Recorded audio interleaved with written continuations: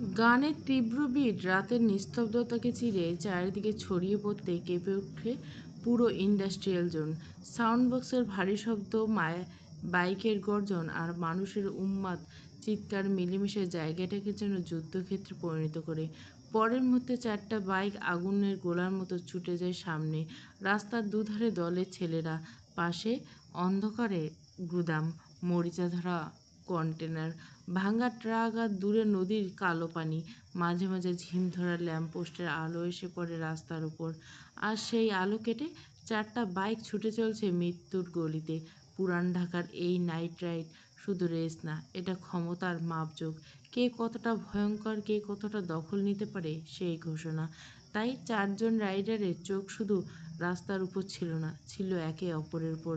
যেন সামনের কোনো প্রতিদ্বন্দ্বী নয়, বরং বহু বছর শত্রু ছুটছে। অভি বাইকটা আরো নিচু করে চালাতে থাকে, বাতাসে তার জ্যাকেট উঠতে থাকে পেছনে। চোখের সামনে শুধু রাস্তা না, জুলফিকারও, এই শহরে একমাত্র মানুষ যাকে সে কখনো পুরোপুরি হারাতে পারেনি। আর জুলফিকার, সে সম্পূর্ণ স্থির, তার চালনায় কোনো তাড়াহুড়ো নেই।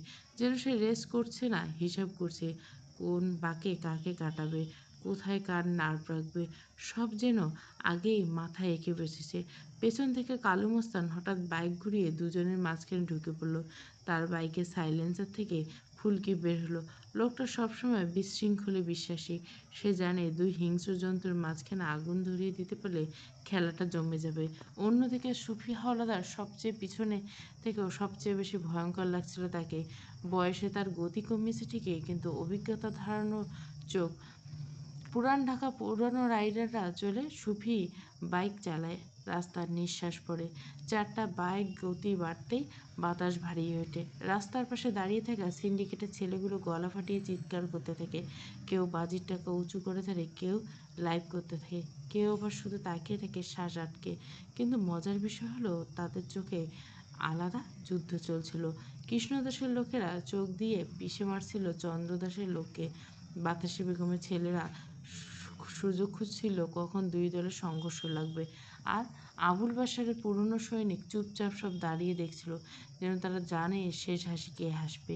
এই রেসের বাইকের স্পিড সব না, এখানে কৌশল আসল অস্ত্র।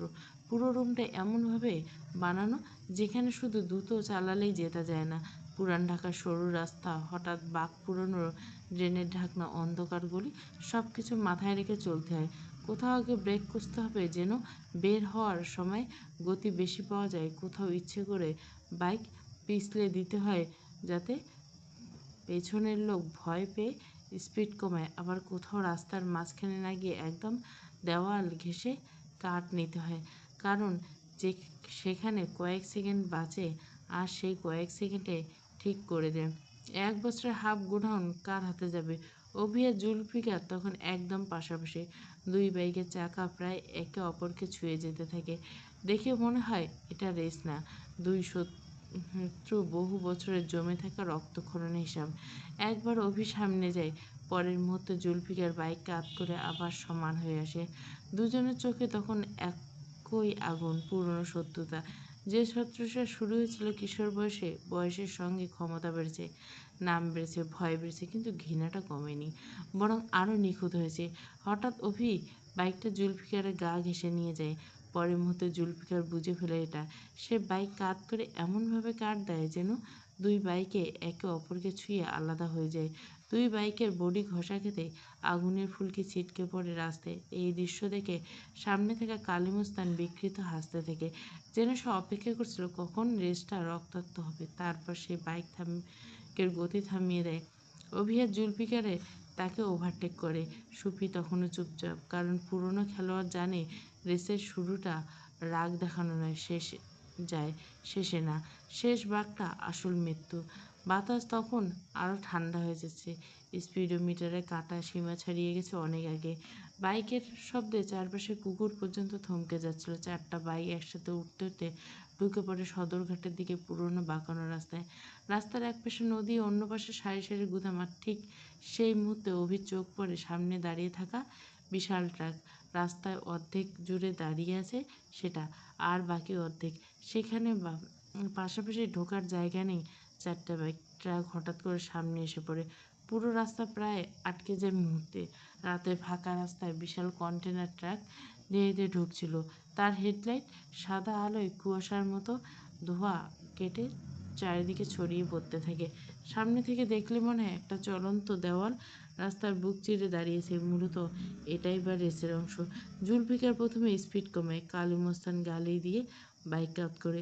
সুফি অনেক আগে হিসাব কষে গতি নামিয়ে ফেলছিল, কিন্তু সে ব্রেক চাপে না, বরং আরও নিচু হয়ে বাইকের ট্রাঙ্কের উপর শরীর শুয়ে দেয়। চোখ দুটি স্থির হয়ে যায় ট্রাকের নিচের ফাঁকা অংশে। কয়েক সেকেন্ডের ভেতরে মাথার মধ্যে হিসাব কষে ফেলে সে। ট্র্যাকের নিচের উচ্চতা, বাইকের ফ্রন্ট সাসপেনশন লেভেল, চাঙ্গার অ্যাঙ্গেল, রাস্তার ঢাল হয়ে সব কিছু। তারপর আচমকা সে বাইকের সামনে ব্রেক হালকা চেপে শরীরের পুরো ওজন সামনে নামিয়ে দেয়। এতে বাইকের সামনের অংশ নিচু হয়ে আসে। একই সঙ্গে সে হ্যান্ডেলে একটু কাত করে বাইকটা প্রায় রাস্তার সঙ্গে লেপ্টে ফেলে। পরের মুহূর্তে ট্র্যাকের নিচ দিয়ে ঢুকে যায়। চারিদিকে চিৎকার পড়ে যায়। বাইকের উপরের অংশ ট্র্যাকের নিচে লোহার সঙ্গে ঘষা খেতে থাকে। বিস্তার ছড়িয়ে আগুনের ফুলকি ছিটকে পড়ে চারিদিকে। সাইলেন্সার রাস্তার সঙ্গে ঘষা খেয়ে বিকট শব্দ তুলতে থাকে, যেন একটা মানুষ না, আগুনে মোড়ানো কোনো দানব লোহার নিচ দিয়ে ছুটে যাচ্ছে। ট্র্যাকের অপর পাশ দিয়ে বেরিয়ে আসতে বাইকটা ভারসাম্য হারায়, কারণ ট্র্যাকের নিচে ঢোকার সময় যে অতিরিক্ত নিচু হয়ে গেছিল, বের হওয়ার সময় সামনে চাকা রাস্তার খানাখন্দে আঘাত করে। বাইক সহ সিটকে গড়িয়ে যায়। তার শরীর কয়েক হাত গড়িয়ে যায়। ডান হাতে চামড়া উঠে রক্ত বের হতে থাকে। হাঁটু রাস্তার সঙ্গে ঘষা খেয়ে ছিঁড়ে যায় প্রায়। পেটের পাশ কেটে জ্বালা করতে থাকে আগুনের মতো। হেলমেট রাস্তার সঙ্গে আঘাতকে বিকট শব্দ করে। কয়েক সেকেন্ডে পুরো পৃথিবী নিস্তব্ধ হয়ে যাচ্ছিল তার, শুধু কানে ভেসে আসছিল ইঞ্জিনের শব্দ। দাঁতে দাঁত চেপে মাটিতে পড়ে থাকে। তার নিজের রক্তাক্ত হাতের দিকে তাকে নিচু গলায় নিজেকেই গালি দেয়। তার বুক ওঠানামা করতে থাকে, কিন্তু চোখে ভয় ছিল না, বরং অদ্ভুত এক রাগ। ঠিক তখনই সে মাথা তুলে দেখে ট্রাকের জন্য বাকিরাও আটকে গেছে। জুলফিকার বাইক ঘুরে পাশ কাটানোর চেষ্টা করছে, কালু গতি থামিয়ে দিছে। সুফি হিসাব করছে। ঠোঁট ধীরে ধীরে বাঁকা হয়ে আসে পিছে। সে দাঁত চেপে উঠে দাঁড়ায়। পেটের ব্যথায় শরীর কাঁপে, তবুও থামে না। রক্তাক্ত হাত দিয়ে বাইকটা টেনে তুলে। হ্যান্ডেল বাঁকা, সাইড বডি ভাঙা, সাইলেন্সার ঘষা খেয়ে প্রায় ছিঁড়ে গেছে, তবুও বাইক স্টার্ট দেয়। পরের মুহূর্তে আবার ছুটে যায় এবার আগের চেয়েও ভয়ঙ্কর গতিতে। রাস্তার বাতাস যেন ছিঁড়ে যাচ্ছিল তার বাইকের গতিতে। চোখের সামনে তখন শুধু শেষ লাইন। দূরে দাঁড়িয়ে থাকা লোকজন চিৎকার করে শুরু করছে, চাঁদ ভাই আসতেছে। কৃষ্ণদাসের ঠোঁটে ধীরে ধীরে হাসি ফুটে ওঠে। সে বুঝে গেছিল রেস তার ছেলেই জিতছে। তখন প্রায় ফিনিশ লাইনে ঠিক সেই মুহূর্তে ডান পাশ থেকে বজ্রপাতের মতো শব্দ তুলে আরেকটা বাইক সম্মান হয়ে আসে জুলফিকার। কখন যে আবার এত কাছাকাছি চলে এসেছে কেউ বুঝতে পারেনি। তাকায়, জুলফিকারও তাকায় তার দিকে। দুজনের চোখে তখন একই জিনিস, বহু বছরের ঘৃণা আর একে অপরকে হারানোর নেশা। পরের মুহূর্তে দুটো বাইক একসাথে দড়ি ছিঁড়ে উপরে চলে যায়। পুরনো জায়গায় নিস্তব্ধ হয়ে যায়। কেউ বুঝতে পারে না কে আগে গেছে। তারপর চারিদিকে ফেটে পড়ে চিৎকার, চাঁদ ভাই জিতেছে, প্রিন্স বুড়ো আগে গেছে। মিথ্যে কথা, চোখ দিয়ে দেখছোস? দুই দলের একজন একে অপরের দিকে এগিয়ে আসতে থেকে। কারো হাতের চোখ পড়তে মনে হচ্ছিল এখনই রক্ত পড়ে যাবে। কৃষ্ণদাস ধীরে ধীরে সামনে এগিয়ে এসে তার হাতে জ্বলন্ত সিগারেট দেখে ভয়ঙ্কর রাগ। অন্যদিকে চন্দ্রদাস চুপ করে দাঁড়িয়ে ছিল না। তার ঠোঁট শক্ত হয়েছে, চোখ সরু হয়েছে। এই দুই মানুষের শত্রুতা শুরুর আজকের না। রেস জিতেতে আমার চাঁদ। সঙ্গে সঙ্গে চন্দ্রদাস ঠান্ডা গলায় বলে ওঠে, আগে দড়ি পার হয়েছে প্রিন্স, চোখ দিয়ে ঠিক করে দেখেন। হরি রে হরি, মানুষের দিলা চোখ, দিলে না বুদ্ধি। এতদিন তো জানতাম চোখ দিয়ে দেখেন, আপনি আবার ব্রেন দিয়া দেখা শুরু করলেন নাকি দাদাভাই? পরিস্থিতি মুহূর্তে গরম হয়েছে। দুই দলের লোকজনরা একে অপরকে উস্কাতে থাকে। পুনরায় রাগ যেন আবার মাথা তুলে দাঁড়ায়। শেষফায়ার চলছে বলে কেউ অস্ত্র বের করে না, না হলে সেই রাতে কেরানীগঞ্জের রাস্তায় একটু দূরে দাঁড়িয়ে থাকা আবুল বাশার লাঠিতে ভর দিয়ে সামনে দাঁড়িয়েছে। চোখে সুরমা, মাথায় টুপি, গলায় তসবি। তার উপস্থিতি এখন এমন মানুষ অজান্তে চুপ হয়ে যায়। তিনি ধীরে ধীরে চারপাশে তাকান। রায় খান সাহেব দেখা কাল। এক কথাতে আবার নিস্তব্ধতা হয়ে যায় জায়গাটায়। কেউ প্রতিবাদ করে না, কারণ পুরান ঢাকার অন্ধকার দুনিয়ায় এখন একটা নাম আতঙ্কের সঙ্গে উচ্চারণ করা হয়, খান সাহেব। লোকটা কে, কোথা থেকে এসেছে কেউ জানে না, কিন্তু তার এক কথায় গুদাম বদলায়, এলাকা বদলায়, এমনকি মানুষ হারিয়ে যায়। फैसला खान साहब देगा কাল। আপাতত তুম লোক তামাশা মাত করো, যে যার বাড়ি যাও, ঠিক হে? বাসার মিয়ার ভাই, আপনি কইতেছেন তাই যাইতেছি, না হলে আদায় আমিও করতে পারি। কৃষ্ণদাসের গলায় তখন চাপা আগুন। বয়স বাড়ল, লোকটার চোখের দৃষ্টি আজও ধারালো। গলায় মোটা স্বর্ণের চেন, আঙ্গুল ভর্তি আংটি, সিগারেটের ধোঁয়া। তবু তাকে দেখলে বোঝা যায় পুরান ঢাকার অন্ধকারের গলিতে একসময় এই লোকটার নাম শুনে নিস্তব্ধ হয়ে গেছিল। তার শেষ কথা হতেই পাশে দাঁড়িয়ে থাকা চন্দ্রদাস ঠান্ডা হেসে মাথা কাত করে তাকায়। সেই হাসির ভেতরে বীজ ছিল। আদায় আর দুর্নীতির তফাৎ বোঝার ক্ষমতা ভগবান তো আপনার দেয় নাই কৃষ্ণবাবু, তোরে তো ঘিলুও দেয়নি। মাঝখান থেকে রেগে বাসার মেয়ে বলে ওঠেন, আপসাপ কথা কাল হবে। কই এক কই বা এক বাত নেহি কারেগা। যাও সবাই। দুজনে নিজেদের রাগ দমিয়ে ফেলে কৃষ্ণদাস ধীরে ধীরে সামনে এগিয়ে যায়।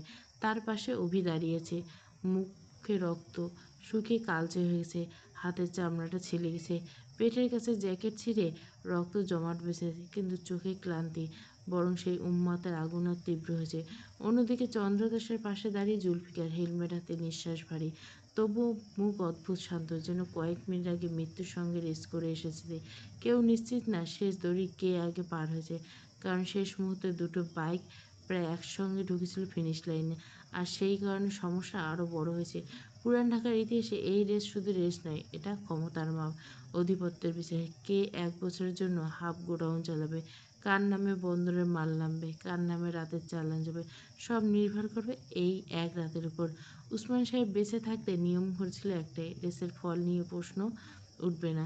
কিন্তু উসমান সাহেব মারা যাওয়ার পর পুরান ঢাকা আর আগের মতো থাকেনি। এক সময় চন্দ্রদাস কৃষ্ণদাস একই টেবিলে বসে ব্যবসা করত।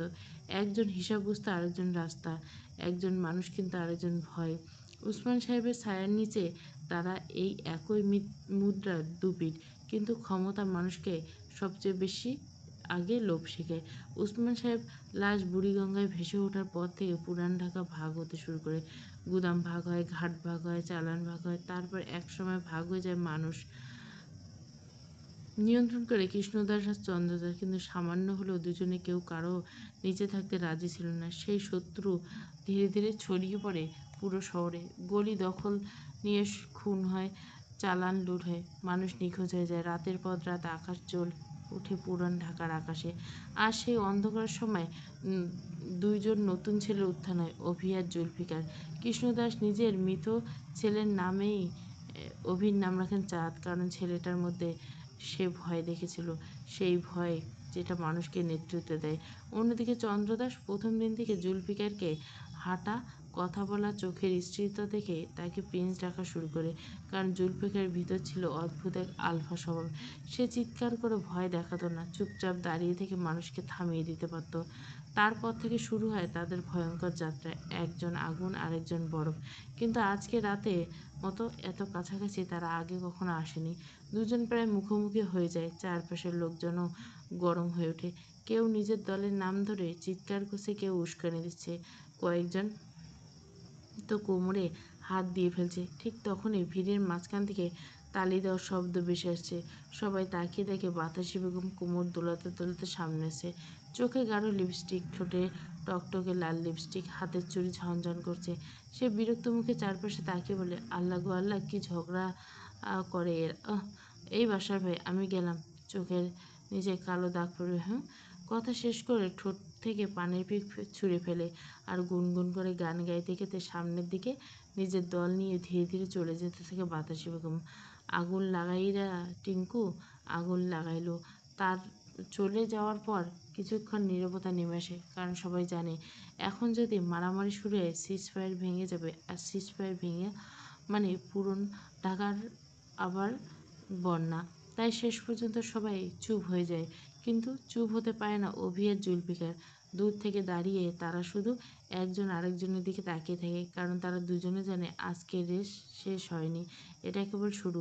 এক এক করে সবাই নিজেদের গাড়িতে উঠে বসতে শুরু করে। ইন্ডাস্ট্রিয়াল জোনের বাতাস তখন পোড়া রাবারের গন্ধ, গরমের ইঞ্জিনের ধোঁয়া, চারপাশে উত্তেজনা। রেস শেষ হয়েছে ঠিকই, কিন্তু কারো মুখে শান্তি নেই, কারণ বিজয়ের নাম এখনো ঝুলে আছে।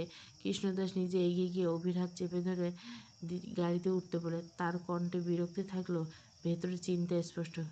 চল, আগে হাতটা দেখাইতে হবো। অভি কোনো উত্তর দেয় না, তার মাথা তখন আগুনের মতো গরম। ডান হাতের চামড়া প্রায় উঠে গেছে, কনুইয়ের পাশ দিয়ে রক্ত গড়িয়ে পড়ছে। টি শার্টের নিচের পেটের অংশ কেটে গেছে কয়েক জায়গায়, কিন্তু তার ব্যথা বলে কিছুই অনুভব হচ্ছে না। কৃষ্ণ তার আবারও জোর করে টানে, ডাক্তারের কাছে যাইতে হবো। অভি ধীরে ধীরে হাত ছাড়িয়ে নেয়, চোখে এমন একটা দৃষ্টি যেটা দেখে আশেপাশের লোকজন চুপ হয়ে যায়। তারপর কোনো কথা না বলে সোজা নিজের জিপের দিকে হাঁটতে শুরু করে। নোবেল দৌড়ে পিছনে এসে, ভাই হাত দিয়ে তো পড়তেছে খুব। অভি জিপের দরজা খুলতে খুলতে দাঁত চেপে বলে ওঠে, মাল দে। নোবেল কয়েক সেকেন্ড বোকার মতো তাকিয়ে থাকে, তারপর তাড়াহুড়ো করে গাড়ি থেকে এক বোতল বের করে হাতে দেয়। অভি ঢাকনা খুলে এক মুহূর্ত দেরি করে না, সম্পূর্ণটা ঢেলে দেয় নিজের কাটা হাতে। পরের মুহূর্তে তীব্র জ্বালা হাতের রক ফুলে ওঠে, রক্তের সঙ্গে মিশে গড়িয়ে পড়ে। আশেপাশে দাঁড়িয়ে থাকা কয়েকজন অবাক হয়ে তাকিয়ে থাকে। ইতিহাসে হয়তো প্রথম পুরুষ অভি, যে কিনা হাত কেটে গেলে ডাক্তারের কাছে না গিয়ে নিজে ক্ষতে। অভি নিচু গলায় নিজেকে গালি দেয়, তারপর জিপে উঠে বসে দরজায় মাথা রেখে চোখ বন্ধ করে কয়েক সেকেন্ড চুপচাপ থাকে। তারপর ধীরে ধীরে বলে, বিলকিসের কাছে যা। রাতের পুরান ঢাকার পেছন ফেলে গাড়ি এগিয়ে চলতে থাকে শেষ প্রান্তের দিকে। পুরনো গলি পেরিয়ে আধো অন্ধকার রাস্তা পেরিয়ে শেষে গিয়ে থামে এক পুরনো বাইজির বাড়ির সামনে। বাইজি বিলকিসের আসল পুরান ঢাকা অন্ধকার জগতের মানুষের কাছে জায়গাটা শুধু নাচ গান মাচা নয়, এটা এক ধরনের আশ্রয়, যেখানে খুনি এসে গান শোনায়, সিন্ডিকেটের লোকেরা এসে কান্না লুকায়, আর মাতাল পুরুষেরা নিজের হৃদয় ভাঙা হৃদয় তুলে। বিলকিস বহুদিন ধরে অভির অপেক্ষা করছিল। মাঝে কয়েকদিন নিয়ম করে এসেছিল সে, মাচার উপরে উঠে বিলকিসের সঙ্গে কোমর মিলিয়ে নেচেছে, গান ধরেছে, পুরো আসর মাতিয়ে রেখেছে। কিন্তু তারপর হঠাৎ করে গায়েব হয়ে যায় বিলকিস। অভির বাড়িতে গিয়েও তাকে পেত না। আজ এতদিন পর আবার সেই জিপটা এসে থামতে বিলকিসের চোখ চকচক করে ওঠে। মাচার চারপাশে তখন মানুষ ভর্তি, কেউ পান খাচ্ছে, কেউ নেশা ছড়াচ্ছে, শুধু বিলকিসের নাচ দেখতে মুগ্ধ হয়েছে। মাচার চারপাশে দাঁড়িয়েছে। অভি গাড়ি থেকে নামতে বিলকিস সাউন্ড বাড়ানোর জন্য ইশারা করে। পরের মুহূর্তে ঢোলে তালে তালে গানের সুর ভেসে ওঠে চারিদিকে। রাজমডারি রাঙ্গামেজারি। বিলকিস কোমর দুলিয়ে নাচতে শুরু করে নিজের দলের মেয়েদের সঙ্গে। তার পায়ের নুপুরের শব্দ যেন গানের বিটের সঙ্গে মিলে যায়। অভি ধীরে ধীরে ভিড় ঠেলে সামনে এগিয়ে এসে, রক্ত এলোমেলো চুল, চোখে ক্লান্ত। তারপর মাচার একপাশে উঠে দাঁড়িয়ে গানের সুরে বলে ওঠে, সালুডি। ভিড় মুহূর্তে চিৎকার করে ওঠে। বিলকিস হাসতে হাসতে দৌড়ে আসে তার দিকে, কিন্তু অভি থেকে পাশ কাটিয়ে সুরে সুরে মিলিয়ে আবার গেয়ে ওঠে। বিলকিস এবার আর নিজেকে আটকাতে পারে না, অভির সামনে এসে ঘুরে দাঁড়ায়। দুজনের চোখ আটকা যায় কয়েক সেকেন্ডের জন্য, তারপরে একসঙ্গে নাচের মুদ্রা অনুসরণ করতে করতে গেয়ে ওঠে, আকুরচিনি। চারপাশে পুরো আসর তখন উন্মাদ হয়ে গেছে। কেউ টাকা ছুঁচ্ছে, কেউ হাততালি দিচ্ছে, কেউ শুধু দাঁড়িয়ে দেখছে। অভি আর বিলকিস যেন পুরনো জগৎটাকে নিজের দখলে নিয়েছে। ঠিক তখনই অভি হঠাৎ থেমে যায়, তার চোখের ভিড়ের মাঝখানে আটকে যায়। মানুষ ছেড়ে ধীরে ধীরে এগিয়ে আসছে একটা মেয়ে, সাউথ স্টাইলে, হাঁটু পর্যন্ত শাড়ি পরা, কোমরে কোমরবন্দি, হাতে চুড়ি, মাথা সামান্য কাত করে হাঁটছে। আনন্দী। অভির বুকটা ধক করে ওঠে। আনন্দী এগিয়ে এসে একদম তার সামনে দাঁড়ায়, তারপর কলার চেপে নিজের দিকে ঝুঁকে গানের সুরে বলে ওঠে,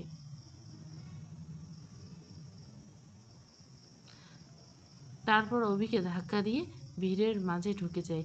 চারপাশে মেয়েদের সঙ্গে নাচতে নাচতে গেয়ে ওঠে,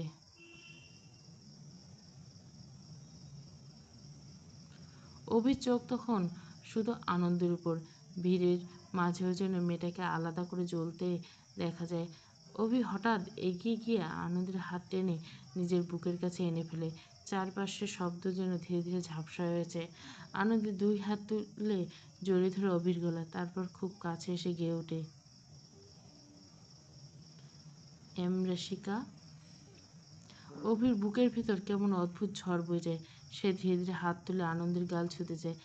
ঠিক তখনই কাঁধ ঝাঁকিয়ে তাকে ডাকে বিলকিস। অভি।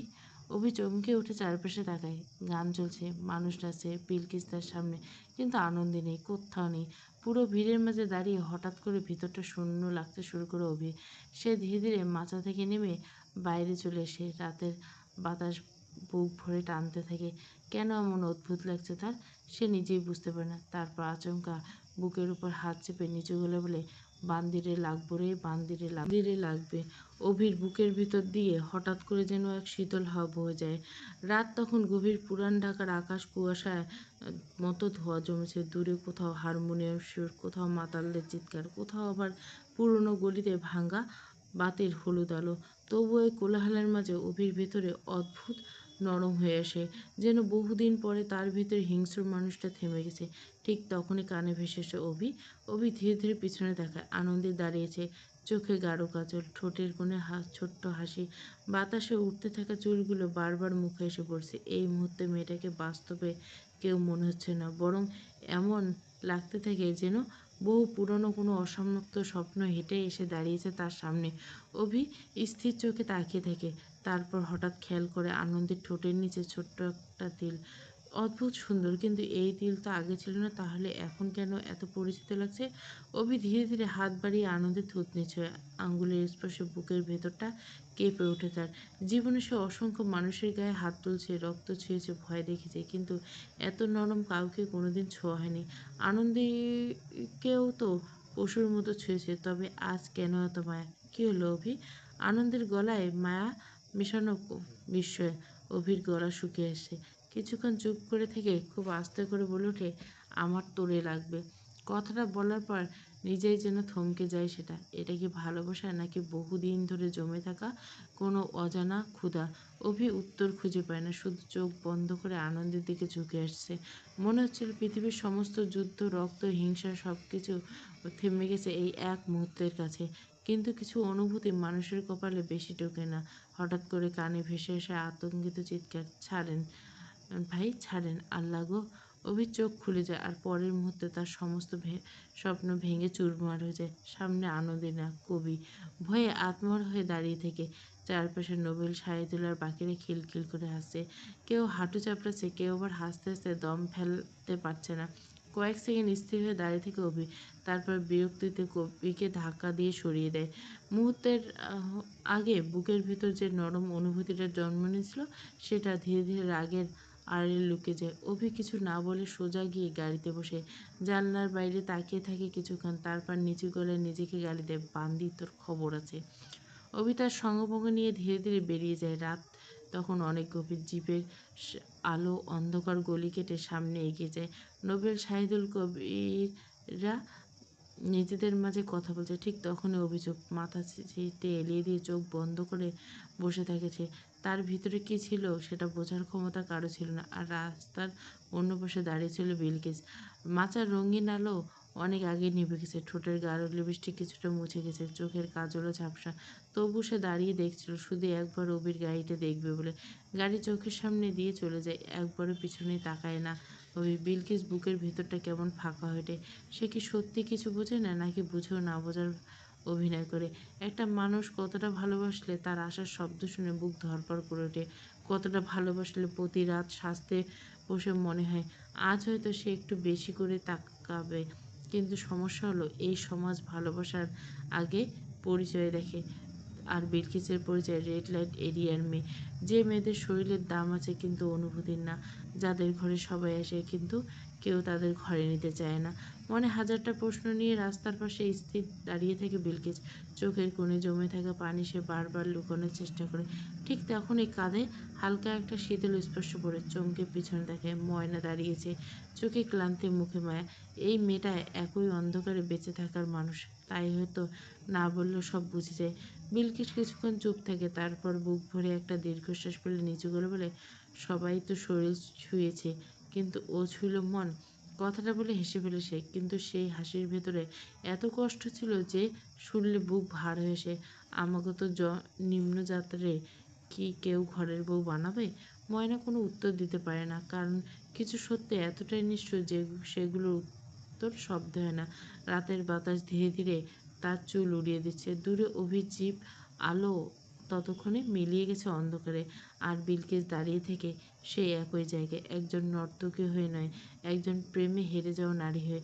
সকালে সূর্য তখন ধীরে ধীরে পুরান ঢাকা আকাশ জুড়ে নিজের তাপ ছড়িয়ে পড়ছে। রাতের উন্মাদনা শেষ হলো, তার রেশ এখনো কাটেনি তার চোখে। কেরানীগঞ্জের সেই পুরনো গোডাউনের সামনে সকাল থেকে মানুষের ভিড় জমেছে। সিন্ডিকেটের ছোট বড় সব সদস্য, দালান চালান, বাইক রাইডের সকলে অপেক্ষা করছে একটা জিনিসের জন্য, কাল রাতে রেসের ফলাফল। কারণ এই ফলাফলের উপর নির্ভর করছে পুরো এক বছরের আধিপত্য। গোডাউনের মাঝখানে বিশাল একটা এলইডি মনিটর বসানো।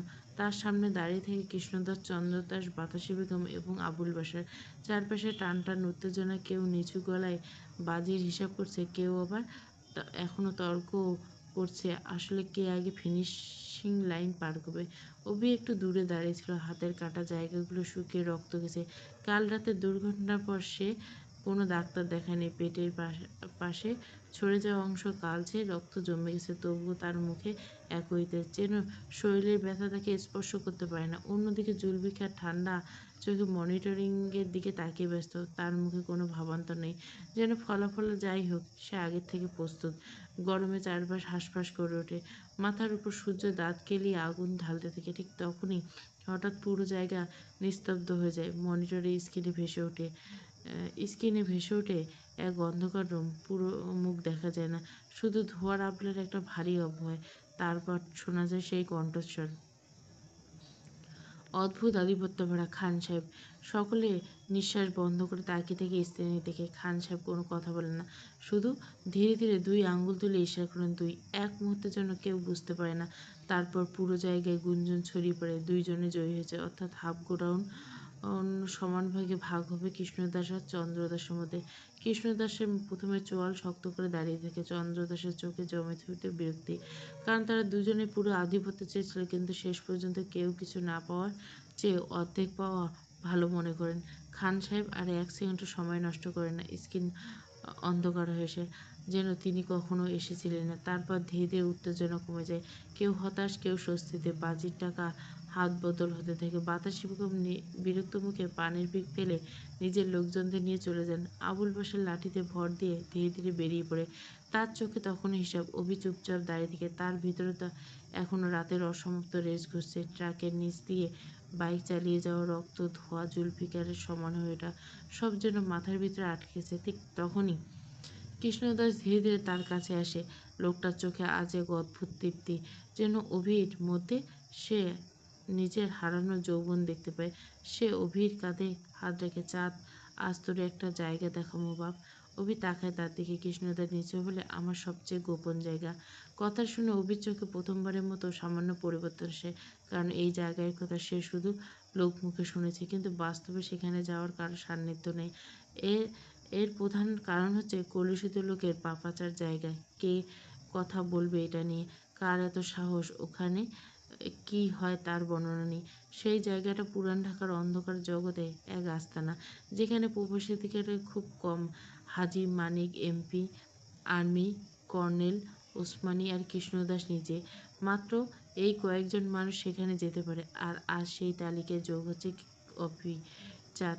কৃষ্ণদাসের চোখের এক ধরনের পিতৃত্ব মিশেছে। রক্তের সম্পর্ক না থাকলেও এই অন্ধকারের দুনিয়ায় সে অভিকে নিজের উত্তরসূরি বানিয়েছে।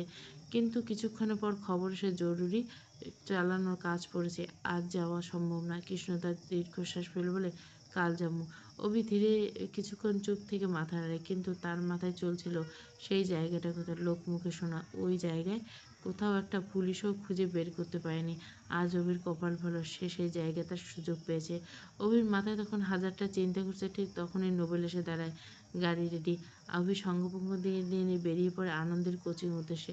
শহরে এসএসসি পরীক্ষার আন্দোলন চললেও কোচিং সেন্টারগুলো উপচে পড়া ভিড়। বাংলাদেশের শিক্ষা ব্যবস্থার অদ্ভুত নিয়ম, যেই স্যার ক্লাসে গরম সেই স্যার কোচিংয়ে সবচেয়ে নরম। আর সেই ভিড়ের মাঝে কোথায় আছে আনন্দে কোচিংয়ের ভেতরে সম্পূর্ণ মনোযোগ দিয়ে ক্লাস করতে থাকে আনন্দী। তার স্বপ্ন খুব বড় কিছু না, শুধু একটা পাবলিক বিশ্ববিদ্যালয়, একটা ভালো সাবজেক্ট আর নিজের পরিচয় বাঁচা। জাহাঙ্গীরনগর বিশ্ববিদ্যালয় বরাবর তার পছন্দের শীর্ষে। ছোটবেলায় কয়েকবার ঘুরতে গিয়েছিল সেখানে। তার বাবা মার পরিচয়, প্রেম, বিয়ে সব কিছু শুরু হয়েছিল সেই ক্যাম্পাস থেকে। তাই আনন্দী ঠিক করে রেখেছিল বাবা মায়ের সেখানে গড়বে, নিজের একটা সুন্দর ভবিষ্যৎ গড়বে। ক্লাস শেষ হতে ব্যাগ কাঁধে নিয়ে বাইরে বেরিয়ে এসে দূর থেকে তাকিয়ে আনন্দীকে দেখে সিগারেটটা মাটিতে ফেলে পা দিয়ে পিষে দেয় অভি। ঠিক তখনই যুবক বয়সী এক ছেলে আনন্দীকে ডেকে কিছু একটা বলে হাতে একটা কলম এগিয়ে দেয়, হয়তো কোচিংয়ের কোনো সিনিয়র ভাই। এই কোচিং সেন্টারগুলো আজব অবস্থা, স্কুল কলেজের মতো না, যেন ছোটোখাটো বিশ্ববিদ্যালয়, কত ব্যাচ, কত সেকশন। আনন্দী ছেলেটার সাথে হেসে হেসে কথা বলতে থাকে। তারপর ছেলেটা রাস্তার পাশে দাঁড়িয়ে একটা রিক্সা ডেকে দেয় তাকে। দৃশ্যটা দেখে অভির চোয়াল শক্ত হয়েছে। ছোটবেলায় থাইকা পাইলে বসে বড় করলাম আমি, আর মাঝখান থেকে দিয়া হক্কা মারবো অন্য কেউ কভি নেই। অভির কথা শুনে শাহিদুল কবির একে অপরের মুখে তাকায়। ভাইয়ের আবার কি উন্মাদনা চাপলো সেটা বোঝার চেষ্টা করে, কিন্তু অভির চোখ দেখে তারা বুঝে যায় এখন জিজ্ঞাসা করা মানে ঠিক হবে না। অভি ধীরে ধীরে জিপের সামনে এগিয়ে যায়, তারপর এক পা বাম্পারের উপর তুলে লুঙ্গির মুন্ডুটা এক হাতে শক্ত করে টেনে কাছা বাঁধে। তার চোখে এক অদ্ভুত জেদ, যেন যুদ্ধ করতে যাচ্ছে। পরের মুহূর্তে ড্রাইভিং সিটে গিয়ে বসে সে। স্টিয়ারিং শক্ত করে ধরে মিররে একবার নিজের চোখের দিকে তাকায়, তারপর ঠোঁট বাঁকিয়ে নিচু গলায় বলে, এবারে সংগ্রাম, বান্দিরে ছিনাইয়ে আনার সংগ্রাম। অভি গাড়ি স্টার্ট দিয়ে ধীরে ধীরে আনন্দের রিকশার পিছু পিছু আসে। দূরত্ব ঠিক রেখে ড্রাইভ করছিল, খুব কাছে না, আবার চোখের আড়ালও না। তার মাথা গরম ছিল ঠিকই, কিন্তু মাথা খারাপ ছিল না। এত মানুষের সামনে কিছু করলে মামলা হবে, আর রেহমান তো সুযোগের অপেক্ষা আছে। তাই অভি তাড়াহুড়ো করে না, বরং শিকারীর মতো ধৈর্য ধরে এগোতে থাকে। রিকশাটা শহরের রাস্তা পার হয়ে ধীরে ধীরে নির্জন গলির দিকে ঢুকে। আশেপাশে দোকান কম, মানুষের শব্দ মিলে যায়, শুধু রিক্সা চাকার ক্যাচ ক্যাচ আওয়াজ আর দূরে কুকুরের ডাক। অভির ঠোঁটের কোণে ধীরে ধীরে হাসি ফুটে ওঠে, এবার পাইছি। পরের মুহূর্তে সে হঠাৎ গতি বাড়িয়ে দেয়, জিপটা গর্জন তুলে সামনে ছুটে যায়। তারপর এক ঝটকে রিক্সাটাকে ওভারটেক করে একদম সামনে আড়াআড়ি করে দাঁড় করিয়ে দেয় গাড়ি। ঘটনাটা এত দ্রুত ঘটে যে রিক্সাওয়ালা প্রায় পিলে চমকে ওঠে। আল্লাহ! চিৎকার করে কোনোরকম ব্রেক কষে সে রিক্সা চেপে ধরে। আনন্দীর সামনের দিকে ঝুঁকে পড়ে হয়, হাত দিয়ে শক্ত করে সিট আঁকড়ে ধরে নিজেকে সামলায়। বুকের ভিতর ধকধক শুরু করে যায়। ঠিক তখনই জিপের দরজা খুলে নামে অভি, চোখে মুখে ভয়ঙ্কর রাগ, হাঁটার ভঙ্গি আগ্রাসন। সে সোজা আনন্দের দিকে তেড়ে আসে, যেন অনেকক্ষণ আগে ধরে থাকা জমা এবার কিছুটা ছিঁড়ে যাবে। অভিকে দেখা মাত্র আনন্দের বুকের ভেতরটা কেঁপে ওঠে। পিলে চমকে যাওয়া সেই মুহূর্ত তার মনে পড়ে যায় থাপ্পড়ের কথা। সে যে অভিকে চড় মেরেছিল, তার হিসেব কি এখন চুকাতে এসেছে? ভয়ে তার গলা শুকিয়ে আছে। অভি কোনো কথা না বলে সোজা তার হাত ধরে টেনে নিয়ে যায়, নামায়। চল জলদি। আহ আনন্দীকে ছিটকে হাত ছাড়াতে চায় বলে, কোথাও যাব না আমি।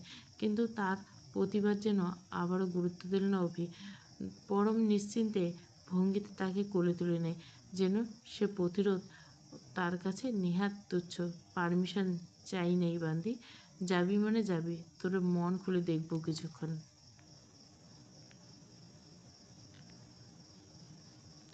মন খুলে কিভাবে দেখে? তো কাপড় খোলার কথা কি সবার সামনে বলুম? লজ্জা শরম নেই? অভির কথা শুনে ভয়ে কেঁপে ওঠে আনন্দে। বুকের ভিতর ধীরে ধীরে ঠান্ডা হয়ে আসে এবার। এতগুলো দিন পর আবার কি সেই পুরনো অভি ফিরে এসেছে, সেই নোংরা উন্মাদ বখাটে, যে মানুষটা হাসতে হাসতে অন্যের জীবন এলোমেলো করে দিতে পারে। এই কয়েকদিন তো শান্ত ছিল, অদ্ভুতভাবে শান্ত, তাহলে হঠাৎ আজ আবার এমন আচরণ কি? আনন্দ ছটপট করতে করতে বলে ওঠে, অভি নামান আমাকে। অভি তখন তাকে প্রায় কোলে তুলে গাড়ির দিকে নিয়ে যেতে থাকে। কথাটা শুনে নিচু গলায় বিরক্ত সে বলে, তোরে কোলে রাখতে এমনিতে কষ্ট হয়, মুটকি একটা খাওয়া কমায়, একটু দয়া কর আমার উপরে। ওজন নিয়ে কথা শুনতে চোখ মুখ শক্ত হয়ে যায় আনন্দে। মেয়েদের বয়স আর ওজন, এই দুটো জিনিস নিয়ে খোঁচা দিলে তারা মানুষ গিলে খেতে পারে, একদম অ্যানাকোন্ডার মতো। আনন্দী রাগে ফুঁসতে থাকে, কিন্তু কিছু করার আগে অভি তাকে গাড়ির ভিতরে বসিয়ে দেয়, তারপর নিজেই এসে পাশের সিটে বসে পড়ে। আনন্দ তাড়াহুড়ো করে জানালার পাশে সরে বসে, যেন দূরে থাকলে নিরাপদ থাকবে। কিন্তু অভি সেদিকে তাকিয়ে ঠোঁট বাঁকায়, তারপর ইচ্ছে করে আবারও ঘেঁষে বসে। শুনতে পারছস আমার লগে, শুইতে পারছস আমার লগে, আর গা ঘেঁষে বসলে দোষ? আনন্দে ঘৃণায় চোখে তাকায় তার দিকে। আপনার মতো জানোয়ারের সাথে কথা বলতে রুচিতে বসে। অভি হাসে। আসো, কাছে আসো সোনা, কাছে এসো, তোমার এই রুচি ঝাল চানাচুর খামু। কথা বলতে বলতে সে আরো চেপে বসে আনন্দের সাথে। ইচ্ছে করে তাকে অস্বস্তিতে ফেলছে সে। তারপর সামনের দিকে তাকিয়ে ড্রাইভারকে বলে, দ্রুত নিয়ে যা। গাড়ি ধীরে ধীরে শহর ভিড় ছাড়িয়ে ফাঁকা রাস্তায় ঢুকে। আর পুরনো রাস্তা জুড়ে অভি একের পর এক কথা বলে খোঁচা দেয় বিরক্তি করে আনন্দীকে। আর আনন্দী, সে শুধু জানলার বাইরে তাকিয়ে থাকে। ভেতর ভেতর ভয়টা আবার ধীরে ধীরে ফিরে আসতে থাকে।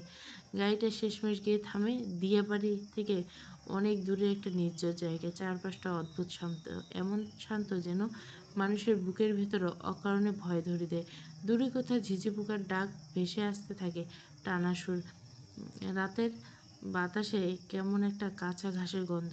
আকাশে আধখানা চাঁদ ঝুলে আছে, কিন্তু এত আলো এত কম যে চারপাশে শুধু আবছা দেখা যায়।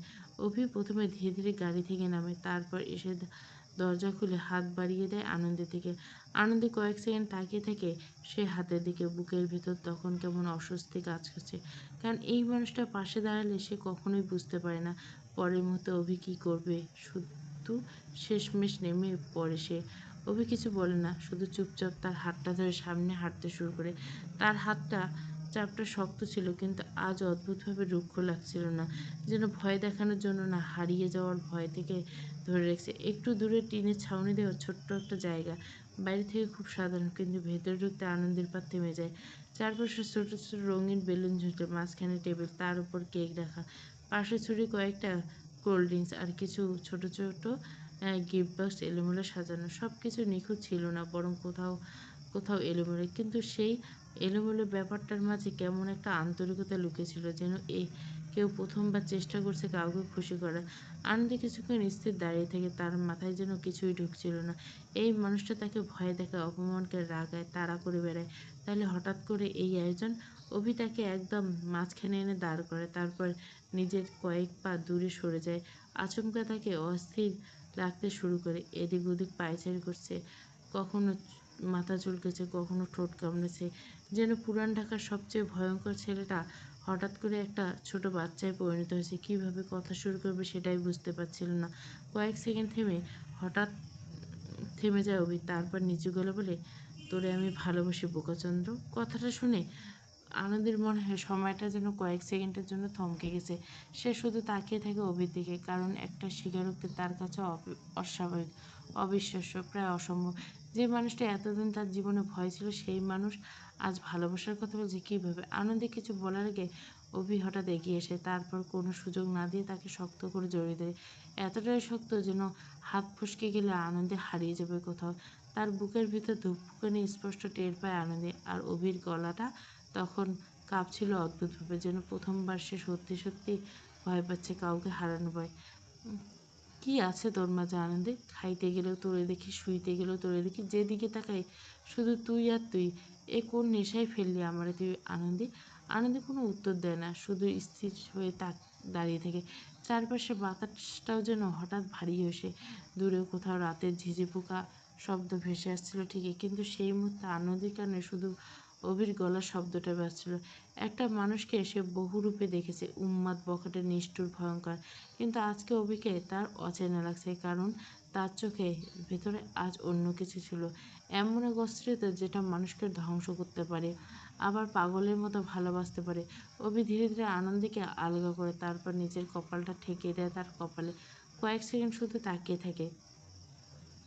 সেই দৃষ্টিতে অদ্ভুত ছিল, যেন বহু দিন ধরে বুকের ভিতরে লুকিয়ে রাখা কোনো কথা আজ বের হওয়ার রাস্তা খুঁজছে। তারপর নিচু ভারী গলা বলে, তুই আমাকে ভালোবাসবি তো?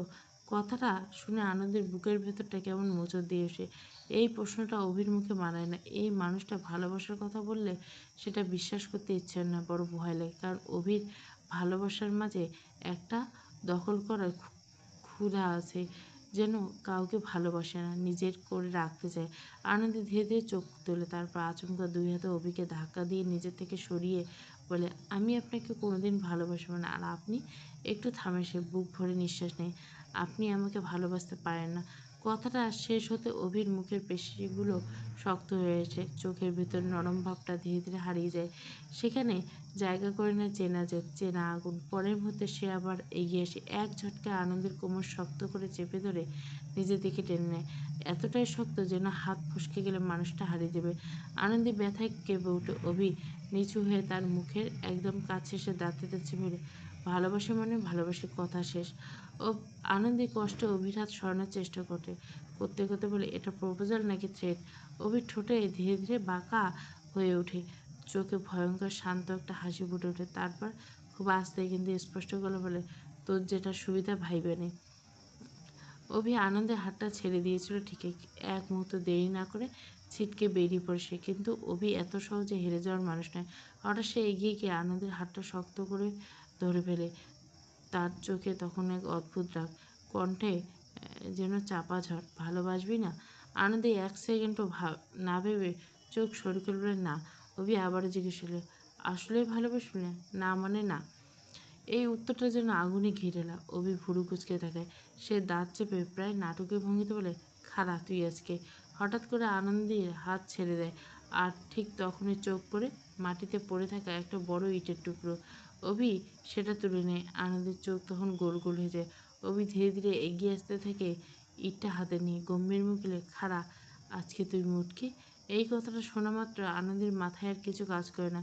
পরের মুহূর্তে সে দৌড় দেয়। মনে হলো যেন পুরো ছাউনি তার বিরুদ্ধে ষড়যন্ত্র করছে। একদিকে বাতাস, অন্যদিকে নিজের ড্রেস, তার পেছনে অভির গলা ভেসেছে, আমারে ভালোবাসিয়া না বইসা যাবি কই তুই, হ্যাঁ মুটকি, খাড়া আজকে। আনন্দে হাঁপাতে হাঁপাতে চিৎকার করে ফিরতে জবাব দেয়, মরলেও বাসবো না। এই কথাটা যেন অভির ইভোগ শেষে পেরেক। সে দাঁড়িয়ে থেকে গম্ভীর হলো, তুই বাসবি না, তোর বাপও বাসবো।